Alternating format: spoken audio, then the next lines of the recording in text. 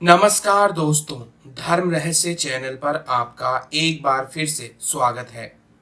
आज हम जो अनुभव लेने जा रहे हैं यह एक साधिका का है जिन्होंने माता त्रिपुर भैरवी साधना संपन्न की। इस दौरान उन्हें क्या अनुभव हुए और सिद्धियां प्राप्त हुई, आज इसके बारे में हम लोग इस वीडियो के माध्यम से जानेंगे। तो चलिए पढ़ते हैं इनके ईमेल पत्र को। नमस्कार गुरुजी, आपको मेरा कोटि कोटि दंडवत प्रणाम। गुरुजी, आपसे दीक्षा लिए 3 साल हो चुके हैं। गुरु मंत्र का अनुष्ठान पूरा कर लेने के बाद पिछले 2 साल से मैंने माता त्रिपुर भैरवी की लगातार साधना की, क्योंकि जब से मैं यह बात जानती थी कि गुरु मंत्र का अनुष्ठान पूरा करने के बाद आप तांत्रिक साधनाएं कर सकते हैं, तो ऐसे में फिर मेरे लिए यह जरूरी था कि मैं कोई अच्छी और उपयुक्त साधना करूं।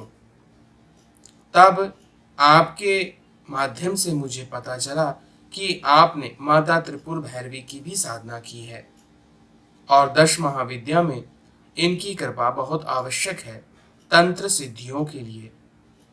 इसलिए मैंने इन्हें करने के बारे में सोचा।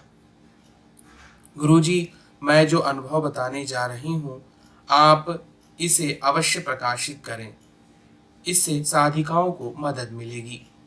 लेकिन मेरा नाम और ईमेल पत्र ना दिखाएं, आपसे अनुरोध है। गुरुजी, जब मैंने यह साधना शुरू की तब सबसे बड़ी जो समस्या मेरे सामने थी वह थी मेरा विवाह। अच्छे घर में होना, आजकल अच्छा लड़का मिलना बहुत ही कठिन काम है। लेकिन मैंने देखा कि जब मैं माता की साधना करने लगी तब कुछ अच्छे रिश्ते आने शुरू हो गए थे। लेकिन कुछ ने तो सिर्फ इस बात से इनकार किया कि यह तो बहुत बड़ी पूजा करती है। लोगों ने आकर देखा और इस चीज को समझा कि यह तो दिन भर पूजा में ही लगी रहती है, घर गृहस्थी क्या संभालेगी। शायद कुछ चीजें जिन्हें हम नकारात्मक दृष्टि से देखते हैं वही हमारे लिए पॉजिटिव होती हैं, लेकिन हम यह बात नहीं समझते। तब मैं यह सोच रही थी कि माता ने ऐसा क्यों किया है मेरे साथ। मेरा विवाह तय नहीं हो पा रहा और सब लोग ऐसी बातें करते हैं, क्या मैं साधना छोड़ दूं। पर तब मैंने काफी देर सोचने के बाद अपने कार्य को जारी रखा, क्योंकि जब तक आप किसी पर टिके नहीं रहते तो आपको सफलता भी नहीं मिलती है।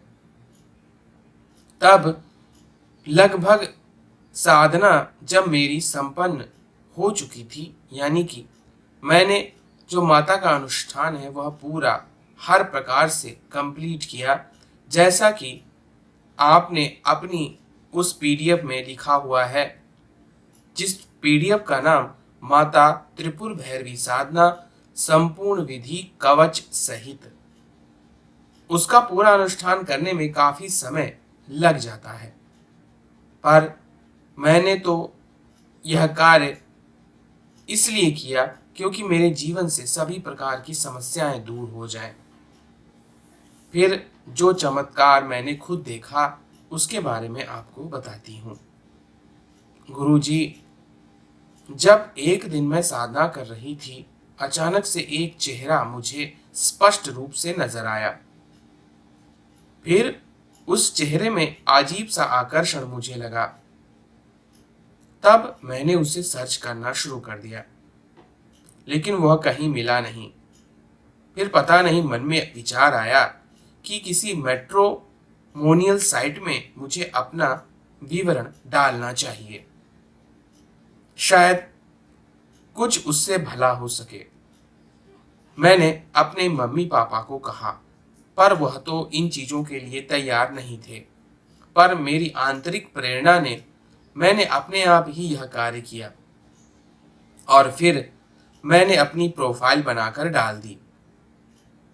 प्रोफाइल को एक दिन चेक कर रही थी कि तभी मैंने देखा वही लड़का जो मैं स्पष्ट रूप से अपने ध्यान में देख चुकी थी। बस मेरा मन उस पर आ गया। पता चला कि वह तो अपनी ही कास्ट का है। तब मैंने पता करवाया। मैंने माँ बाप यानी अपने माता और पिता से कहा, आप इस लड़के के घर वालों से बात कीजिए। मम्मी पापा वहां गए पर उन्होंने कोई ध्यान नहीं दिया। तब मैंने कहा, ऐसा कीजिए, आप उन्हें अपने घर बुलाइए। तब कोशिश करके हमने मैट्रिमोनियल साइट की सहायता से उन्हें अपने घर बुलाया और जब उन्होंने सारी बातें देखी तो सभी इतनी जल्दी हाँ कर दिए कि कोई यकीन ही नहीं करेगा। सब ने मेरे लिए हाँ कर दिया था। कारण क्योंकि उनका बेटा भी खूब सारी पूजा और पाठ किया करता था। और तब मैंने उसे कहा कि आप भी गुरु जी का चैनल देखना शुरू कीजिए। तब उन्होंने भी आपका चैनल देखना शुरू किया। क्योंकि वह पूजा पहले से करते आ रहे थे तो वह काफी मात्रा में भगवान शिव के ओम नमः शिवाय मंत्र का जाप कर चुके थे। आखिर भगवान शिव और माता त्रिपुर भैरवी की कृपा से हम दोनों का विवाह संपन्न हो गया। इसके बाद फिर उन्होंने स्वयं मुझसे कहा, मैं आपके गुरु से गुरु दीक्षा लेना चाहता हूं। तब गुरुजी, मैंने उन्हें भी आपके द्वारा ऑनलाइन माध्यम से गुरु दीक्षा दिलवा दी। आज हमारा हंसता खेलता परिवार है और कोई कमी कहीं तक भी नहीं है। हम दोनों सुबह उठकर अपनी अपनी साधनाएं करते हैं। अब गुरुजी, कुछ विचित्र अनुभवों के विषय में आपसे बात करना चाहती हूँ। गुरुजी, इस साधना के दौरान मुझे एक बार शमशान में एक जलती हुई लाश दिखाई पड़ी थी। उस लाश से एक बहुत ही सुंदर नव युवती माता त्रिपुर भैरवी जैसे स्वरूप में बाहर निकल कर आई और कहने लगी, अगर घर में साधनाएं करना तुमसे ना हो पाता हो तो यहाँ आकर कर सकती हो। तब मैं घबरा गई। मैंने उनसे कहा, हे देवी, आप कौन हैं? तब वह जोर जोर से ठहाका लगाकर हंसने लगी थी। मुझे कुछ समझ में नहीं आया। तब उन्होंने कहा, तुझे क्या चाहिए? तब मैंने उनसे कहा कि आप मुझ पर कृपा कीजिए, धन वैभव संपन्नता सब कुछ हमें प्राप्त होता रहे। मेरे पति का उस वक्त तक प्राइवेट बिजनेस था जो कि अच्छा चल रहा था, लेकिन उस दिन से मैंने खुद देखा कि उनकी दिन दूनी रात चौगनी तरक्की होने लगी। हम लोगों ने अपनी पहली कार निकलवाई और क्योंकि हमारी बड़ी फैमिली है इसलिए हमने इनोवा पहली बार खरीदी तो बहुत अच्छा लगा। उसमें माता त्रिपुर भैरवी की छोटी सी मूर्ति भी स्थापित की थी। गुरुजी, इतनी आसानी से माता हम पर प्रसन्न हो गई कि कोई सोच नहीं सकता। लेकिन तांत्रिक साधनाएं करने में आज भी बहुत डर लगता है, क्योंकि भौतिक जीवन की जहां तक बात है बड़े ही आराम से हमारा चल रहा है, लेकिन अगर आध्यात्मिक जगत की रहस्यमयी दुनिया में प्रवेश करना हो तो उसके लिए घर में नहीं, घर के बाहर साधनाएं करना उपयुक्त है। यह बात मैं इतने दिनों में समझ चुकी हूँ।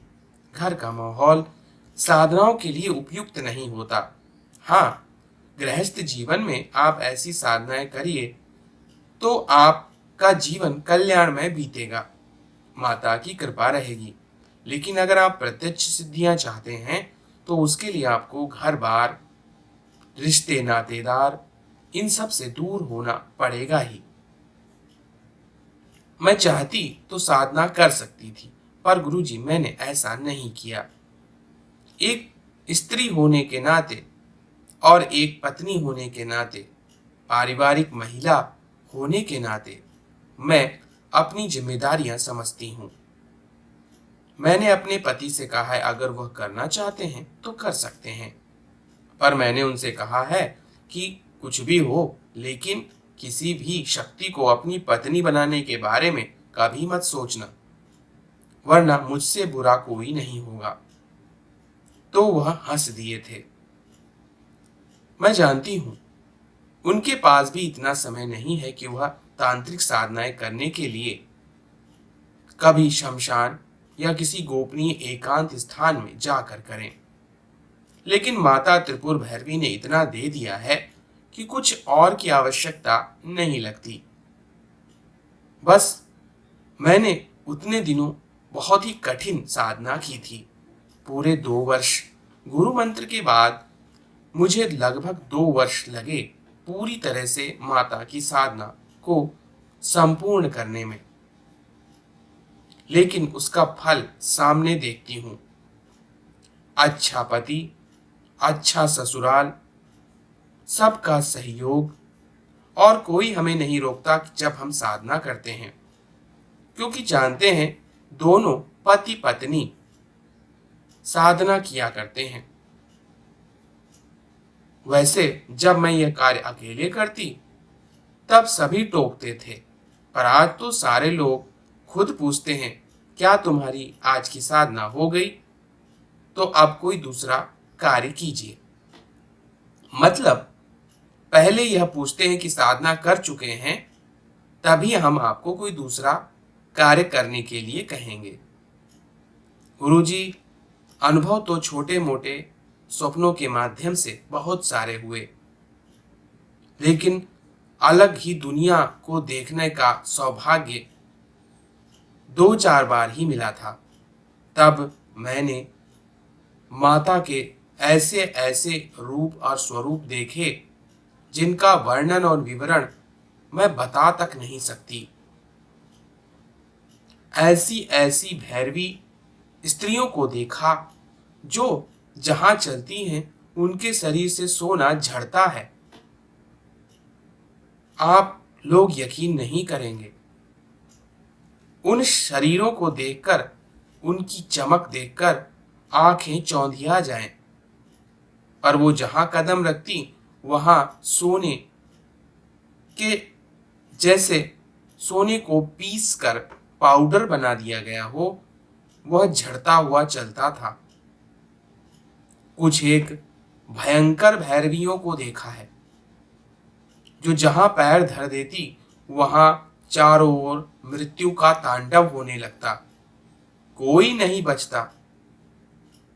क्या क्या बताऊं गुरुजी, आप तो सब जानते हैं क्योंकि आप स्वयं माता त्रिपुर भैरवी के उपासक हैं।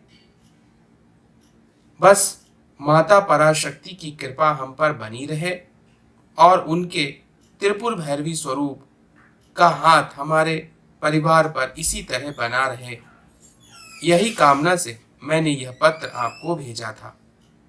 गुरुजी, आपका हृदय से धन्यवाद। आप जैसा गुरु पाकर मैं और मेरा परिवार धन्य है। अगर कोई साधक आपसे गुरु दीक्षा लेता है तो निश्चिंत रहे, उसका तो हर प्रकार से कल्याण होगा ही। आप सभी दर्शकों का धन्यवाद और गुरुजी को बारंबार एक बार फिर से प्रणाम।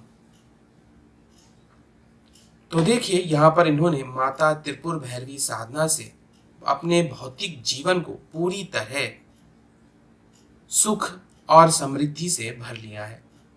10 महाविद्या में माता त्रिपुर भैरवी सिर्फ भयानक ही नहीं है, वह सौम्य भी है। और जैसी भावना से साधक उन्हें भजता है वैसा ही वरदान प्रदान करती हैं। तो यह था आज का इनका अनुभव। अगर आपको यह वीडियो पसंद आया है तो लाइक करें, शेयर करें, सब्सक्राइब करें। आपका दिन मंगलमय हो। धन्यवाद।